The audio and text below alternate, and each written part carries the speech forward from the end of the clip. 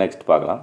when we say that an object is at rest or in motion with constant velocity, it has a meaning only if it is specified with respect to some reference of frame. அப்போ ஒரு object வந்து மூவிங்கில் இருக்கா ரெஸ்ட்டில் இருக்கா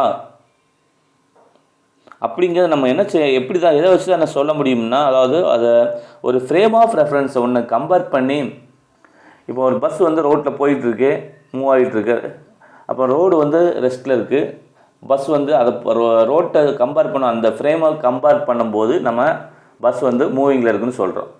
அதே இது நம்ம ரெண்டு bus வந்து சேம் வெலாசிட்டியில் ரன்னிங் ஆகிட்டுருக்கு, ரெண்டு பஸ் வந்து சேம் வெலாசிட்டியில் சேம் டைரக்ஷனில் போயிட்டுருக்கு. இப்போ ஒரு பஸ்லேருந்து இன்னொரு பஸ்ஸை பார்க்கும்போது நமக்கு எப்படி தெரியும்னா, ரெண்டு பஸ்ஸுமே ரெஸ்ட்டில் இருக்க மாதிரி தெரியும். அப்போ இந்த இடத்துல நம்ம ஒரு பக்கத்தில் இருக்கக்கூடிய பஸ்ஸை வந்து ஃப்ரேம் ஆஃப் ரெஃபரன்ஸாக கன்சிடர் பண்ணிக்கிறோம். அந்த ஃப்ரேம் ஆஃப் ரெஃபரன்ஸ் மூவிங்கில் இருக்கும்போது நம்ம மூவ் ஆகக்கூடிய பஸ்ஸும் நமக்கு எப்படி தான் தெரியுது, அப்போ ரெஸ்ட்டில் இருக்க மாதிரி தெரியுது. ஓகே, அப்போ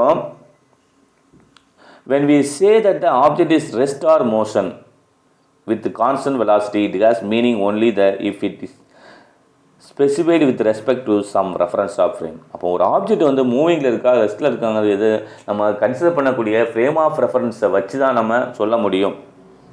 In physics, any motion has to be state with respect to respect to a reference frame. It is to be noted that Newton's first law is valid only certain special reference frame called inertial frame. In fact, Newton's first law defines as inertial frame. இப்போ Newton first law வந்து அப்போ நம்ம ஒரு ஃப்ரேமை நம்ம consider பண்ணக்கூடிய frame of reference, ஒரு reference frame of reference consider பண்ணுறோம். அந்த கன்சிடர் பண்ணக்கூடிய ஃப்ரேம் ஆஃப் ரெஃபரன்ஸ் வந்து ரெஸ்ட்டில் இருந்தால் அந்த ஃப்ரேம் ஆஃப் ரெஃபரன்ஸை நம்ம என்ன சொல்கிறோம்னா இனர்ஷியல் ஃப்ரேம்னு சொல்கிறோம். Inertial frame. இப்போ நியூட்டன் ஃபர்ஸ்ட்டில் வந்து எங்கே தான் வேலிடுன்னு பார்த்தீங்கன்னா ஒன்லி இனர்ஷியல் ஃப்ரேம். இனர்ஷியல் ஃப்ரேம்னா நம்ம நியூட்டன் ஃபர்ஸ்ட்லாம் வந்து வேலிடு, மற்ற நான் இனர்ஷியல் ஃப்ரேமில் வந்து நாட் வேலிடுன்னு சொல்கிறாங்க.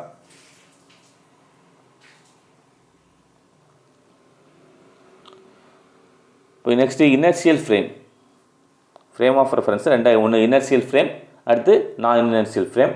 அப்போ இனர்ஷியல் ஃப்ரேம்னா நம்ம கன்சிடர் பண்ண ஃப்ரேம், இப்போ எர்த் வந்து ஒரு ஃப்ரேம் ஆஃப் ரெஃபரன்ஸாக கன்சிடர் பண்ணலாம். அப்போது அதை இனர்ஷியல் ஃப்ரேமா நான் இனர்ஷியல் ஃப்ரேமா, இப்போ ரெஸ்ட்டில் இருக்கக்கூடியது வந்து நம்ம ஃப்ரேம் ஆஃப் ரெஃபரன்ஸ் கன்சிடர் பண்ணக்கூடிய ஃப்ரேம் ஆஃப் ரெஃபரன்ஸ் ரெஸ்ட்டில் இருந்தால் அதை இனர்ஷியல் ஃப்ரேம் சொல்கிறோம். அதே மாதிரி அந்த ஃப்ரேம் வந்து மூவிங்கில் இருந்தால் அது நான் இனர்ஷியல் ஃப்ரேம்னு சொல்லலாம். Okay, if an object is free from all forces, then it is move constant velocity or remains at rest when seen from inertial frames. Thus, there exists some special set of frames in which, if an object experiences no force, it moves with constant velocity or remains at rest. But how do we know whether an object experiences a force or not? All the objects in the earth experience earth's gravitational force. அதாவது பூமியில் இருக்கக்கூடிய எல்லா பொருட்களும் பூமியின் புவியீர்ப்பு விசையை உணர்கிறது. பூமியில் இருக்கக்கூடிய எல்லா ஆப்ஜெக்டும் என்ன சொல்கிறாங்க, பூமியில் இருக்கக்கூடிய புவியீர்ப்பு விசையை உணர்கிறது. In the ideal case, if an object is in deep space, the Newton first law will be certainly valid. Such deep space can be treated as the inertial frame, but practically it is not possible to reach such deep space and verify the Newton first law. For all practical purpose, we can treat the earth as an inertial frame because an object in the table laboratory appears to be at rest always.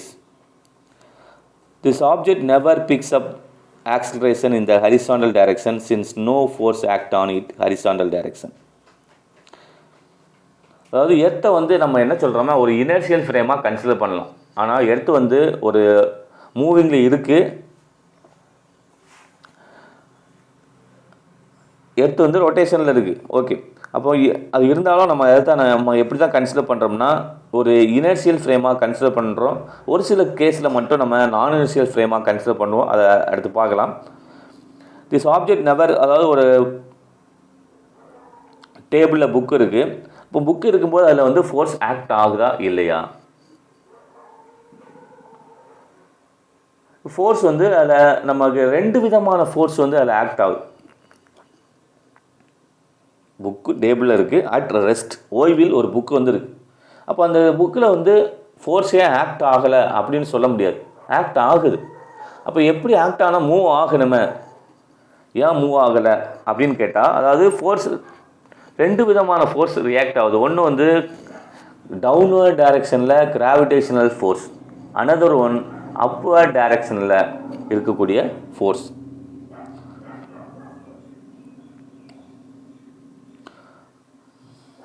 இப்போ இந்த 2 ஃபோர்ஸும் act ஆகக்கூடிய 2 ஃபோர்ஸும் என்ன ஆகுதுன்னா equal and opposite டைரெக்ஷனில் இருக்கனால இந்த resultant of these force equal to 0.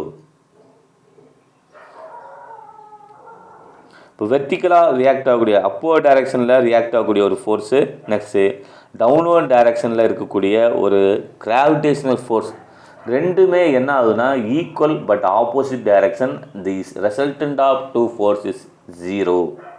இப்போ 2 ஃபோர்ஸுமே என்ன இருக்குன்னா ரிசல்டன்ட் 0, ஆனால் 2 ஃபோர்ஸ் ஆக்ட் ஆகுது. ஸோ அப்போ நமக்கு ஃபோர்ஸ் ஆக்ட் ஆகுது, ஆனால் ரிசல்டன்ட் ஃபோர்ஸ் 0. அதனால தான் இந்த ஆப்ஜெக்ட் டஸ் நாட் மூவ். அதனால் என்ன செய்யல, இந்த ஆப்ஜெக்ட் வந்து மூவ் ஆகலை. ஓகே, அப்போ நமக்கு ரெஸ்ட்டில் இருக்கக்கூடிய ஆப்ஜெக்ட்லேயே நமக்கு ஃபோர்ஸ் இருக்கா இல்லையான்னு கேட்டால் இருக்குது, ஆனால் இல்லை. ஃபோர்ஸ் இருக்குது, ஆனால் ரிசல்டன்ட் ஃபோர்ஸு இல்லை. Okay,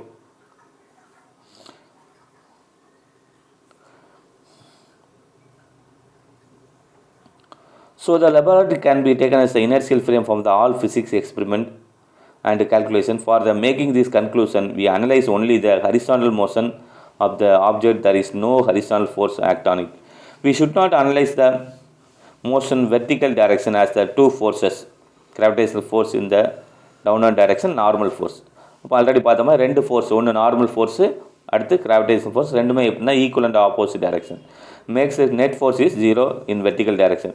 Newton first law deals with the motion of the object in the absence of any forces and not the motion under 0 net force.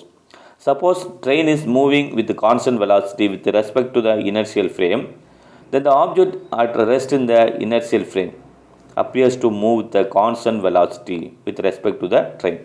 இப்போ ட்ரெயின்லேருந்து, அதாவது நம்ம பார்த்துருப்போம், ட்ரெயினில் ட்ராவல் பண்ணிகிட்டு இருப்போம். ட்ரெயினில் உள்ளேருந்து பார்க்கும்போது என்ன ஆகுதுன்னா நம்ம பார்க்கக்கூடிய வெளியே பார்க்கக்கூடிய எல்லா பொருட்களும் இயங்குவது போன்று ஒரு நமக்கு தோற்றம் வந்து தெரியும்.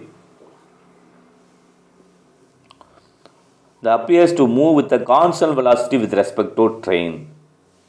இப்போ ட்ரெயினை பொறுத்து நமக்கு அந்த ஆப்ஜெக்ட் வந்து எப்படி தெரியுது, நமக்கு மூவ் ஆகுது மாதிரி தெரியுது. So the train can be treated as the inertial frame.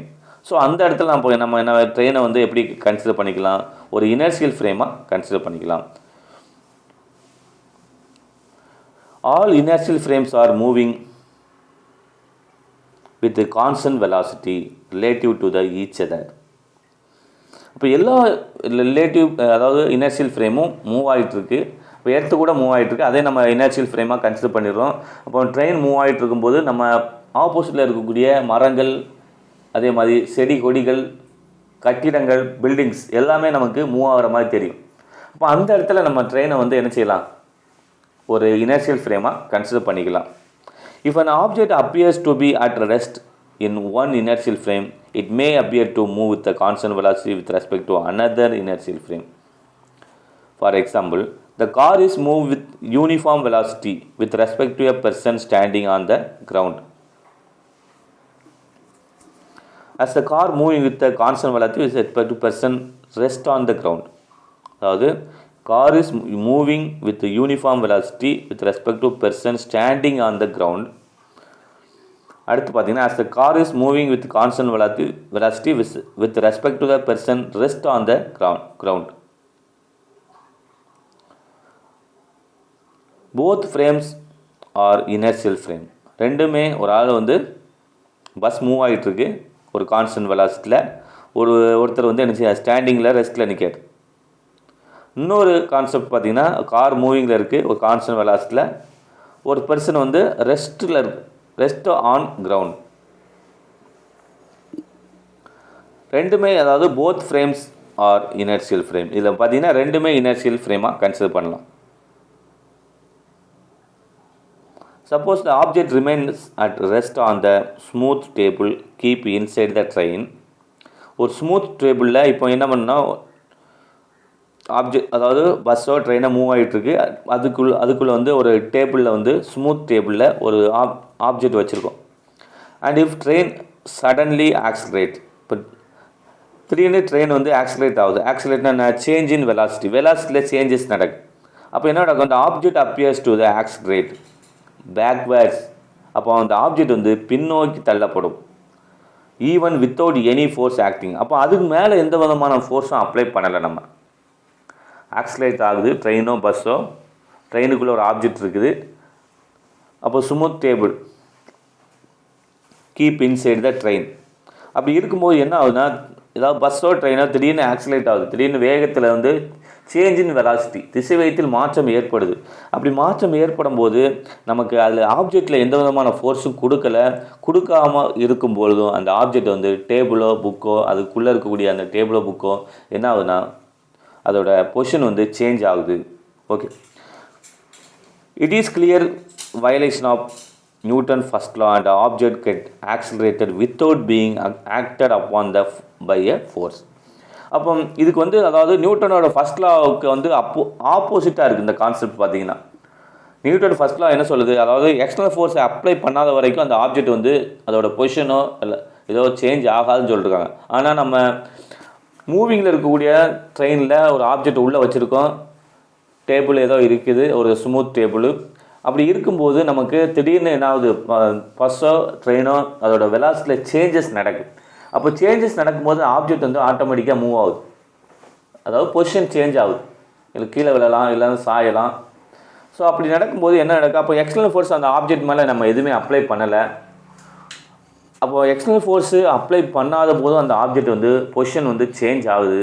அப்போ நமக்கு இது என்ன கான்செப்ட் வந்து வயலேட் பண்ணுதுன்னா, அதாவது நியூட்டனோட ஃபர்ஸ்ட் லாவோட கான்செப்ட் வந்து அப்படி அப்போஸ் பண்ணுற மாதிரி இருக்குது. ஓகே, அப்போ அதுதான் நம்ம ஆல்ரெடி என்ன பார்த்தோம்னா, அதாவது இனர்ஷியல் ஃப்ரேமுக்கு மட்டும்தான் நம்ம நியூட்டன் ஃபர்ஸ்ட் லா வந்து அப்ளை பண்ணலாம், நான் இனர்ஷியல் ஃப்ரேமுக்கு வந்து நியூட்டன் ஃபர்ஸ்ட் லா வந்து அப்ளை பண்ண முடியாதா, அதை ஆல்ரெடி நம்ம பார்த்தோம். Okay, it implies that the train is not an inertial frame. Okay, அப்போ ட்ரெயினுங்க அப்போ அந்த ஆல்ரெடி மூவிங்கில் இருக்குது. ஸோ அப்போ அந்த ட்ரெயினை வந்து நம்ம எப்படி கன்சிடர் பண்ணணும், ஒரு நான் இனர்ஷியல் ஃப்ரேமாக தான் கன்சிடர் பண்ணணும். அப்போ நான் இனர்ஷியல் ஃப்ரேமுக்கு நம்ம நியூட்டன் ஃபர்ஸ்ட் லா வந்து நாட் வேலிட் அப்படிங்கிறத ஆல்ரெடி பார்த்தோம். Okay, since it moves with acceleration with respect to the ground.